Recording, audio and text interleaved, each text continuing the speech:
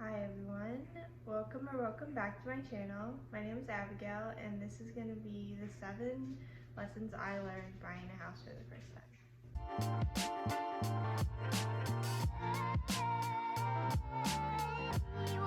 I watched a lot of these videos whenever I was preparing to buy a house, so now that I have purchased a house, I thought it would be fun to make my own. So I came up with 7 things that were lessons I learned or things that I would pass along to somebody who's buying a house for the first time. So hopefully this is a little bit helpful. Buying a house is really scary if you've never done it before. Hopefully this helps at least a little bit. The first thing on my list is to make sure to ask a lot of questions. It can be scary to buy a house, like I mentioned previously. If you have a real estate agent and you have a good lender, they should be more than willing to help you out with anything you have questions on. And I would take full advantage of that. I would ask as many questions as you want. Never think that you're asking a dumb question or that it's something stupid. I'm sure that they've heard lots and lots of questions. They've probably heard your question before. If not, they don't mind answering. This is their job, and also this is the most expensive purchase that you're probably going to make, or at least one of the most expensive purchases that you're ever going to make, and you should go into that being as informed as absolutely possible. So I would highly recommend, if you have a question about literally anything, ask, because it's much better to be fully informed than to not ask questions and then later down the road realize that you misunderstood something that can negatively impact you. My second thing is to always shop around. It's important to shop around in a lot of different avenues whenever purchasing a home. So not only things that are going inside your home, although I do think that that's important to try to find the best price for what you're buying, the quality. I do think it's important to look around. I also mean people. So for example, my agent recommended a lender for us to use, and then also I was recommended a lender by a family member, and I reached out to both of them and I told them the exact same thing, here is how much we want to pay monthly for mortgage, here's what we have for a down payment, here's any other information that you might need to know, here is what I think that we are looking at for our budget, based off of the research that I have done. But obviously you are behind the scenes, you know the numbers a little bit better than I do, so what do you recommend? So I came to these two people with the exact same information, and the budget that they both gave us was about a $50,000 price difference of here's what I can offer you if you work with me, this is what your budget is for trying to find a home, versus the second one was I can get you that mortgage payment with that down payment in this price range. It obviously depends house to house, and also rates were continuously going up whenever I was trying to purchase a home. So it wasn't an exact number, but still the number that the first lender told me to be looking at and the second lender told me to be looking at, there was a $40,000 to $50,000 difference. That would completely make or break where we were looking. And I also want to make it known that the second lender that I ended up going with, his budget was the same budget that I had thought we were going to have based off of the research that I had done. And the mortgage payment that we end up paying is it's actually $2 more than we originally said, but $2, that's it.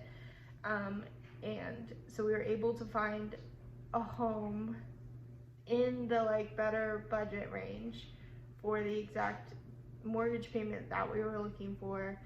And had we gone with the other one, I don't even know where we could have found a home for the prices that he was giving us.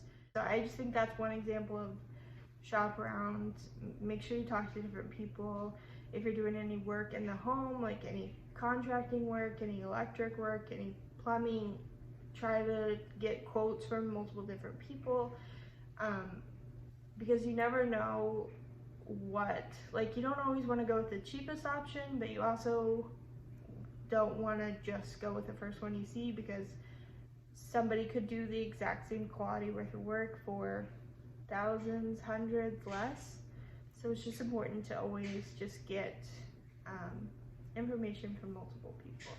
Number 3 kind of ties along to my last point, and also is more for after you actually purchase the home. There are times when you should invest in things, and there are times when you can go and try to find the best option for your money, and that is important to learn. So things that, like, here's a personal example of how I learned this, is I was like, paint is paint, because I lived with my parents and then I've rented ever since then. So this is my first time like actually painting a house on my own.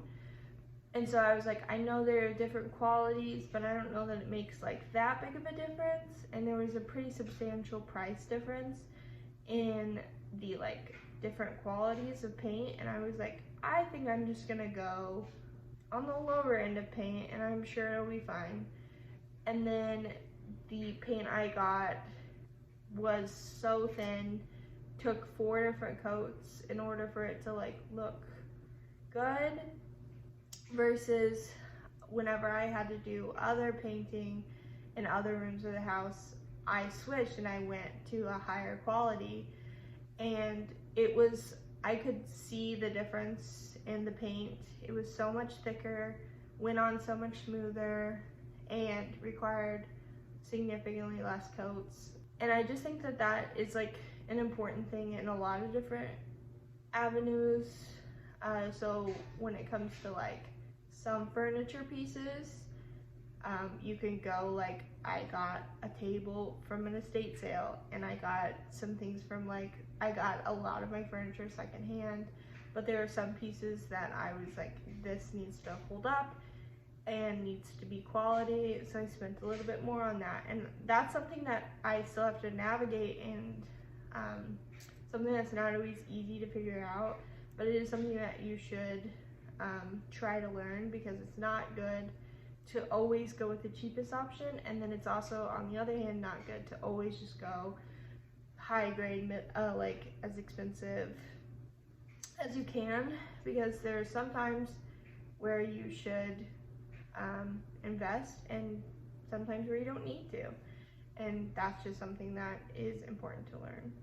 The next point is to overestimate both time and money that you are going to spend.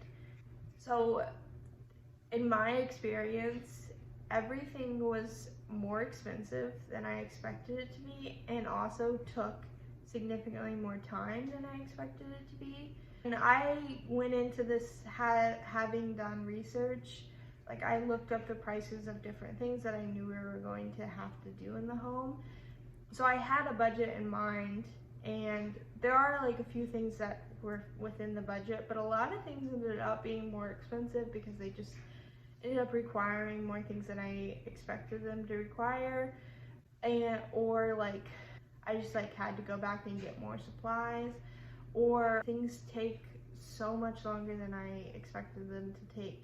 Like, I really thought that by the point that we're at now, we would be completely done with this home, and we are just not. And that's because like we had to build closets, and we had to build a pantry, and we had to paint everything, and everything took so much longer. So if you have time, like, so with your budget and with how long you expect everything to take, overestimate, and that way you don't run into like, shoot, this isn't working for me because I didn't budget for this, or I don't have the time for this. I just would overestimate what you would expect. Speaking of money, My next point is to not only save for the down payment. Obviously, it's very important to save for the down payment when purchasing a home, but there's so many additional expenses that you don't even really think about that are important to save for also. So, and that add up very quickly. So like not only is there down payment, but there's also closing costs. And then when you move in, if you want to do any painting, if you want new furniture, a lot of times like things that I had just didn't really work for the space. Like there was nowhere like to put something, or I needed a storage solution for this room that I had no issues with in my like previous homes. It ended up just like adding up very, very quickly. And luckily we had some money set aside because we planned to have, you know, money for the down payment and closing costs, and then also some additional money set aside for like once we moved in. But that isn't how I always looked at it. I kind of thought for a long time that I would just save for the down payment. It's important to have additional money set aside so you don't get into the home and realize you have no money to do anything with it. And also whenever you move into the home, if anything goes wrong, which happened to us, it's important that you didn't just put all of your money into this home and then you don't have anything left over. So like an emergency fund and backup money for the actual house are both things that you should consider when purchasing a home. My next point is to stand up for what you want. So whether that be like with your realtor or whenever you find a home and there's like certain things that you want fixed, it's important to like stand up for that. Like sometimes whenever you purchase a home, there's like things that you don't like about the home that are like easy fixes for the sellers to make. And if that's something that's important to you and something that you think is important for the home, voice those concerns, because if you don't, then that's just like something that you're gonna have to take care of. And sometimes the house isn't worth what you're paying if those things aren't fixed. And just that goes for anyone that you're gonna work with during this process. Listen to those around you, but also make sure that you are prioritizing what you want in the situation, because at the end of the day, who's gonna move into this house? You, nobody else. So it's important to stand up for what you want. And my last point is, or my last lesson is just to give yourself grace during this process. Buying a house is really hard. It's very time consuming, it's very overwhelming, it's very tedious, it can be a very hard process. It can be a very fun and exciting and rewarding process, but it also can be very stressful.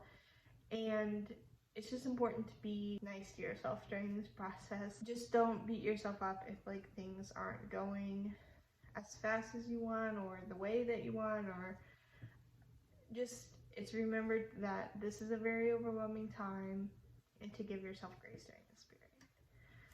I ate turkey sandwiches for like 3 weeks straight because I couldn't fathom trying to make a meal while dealing with everything that was going on.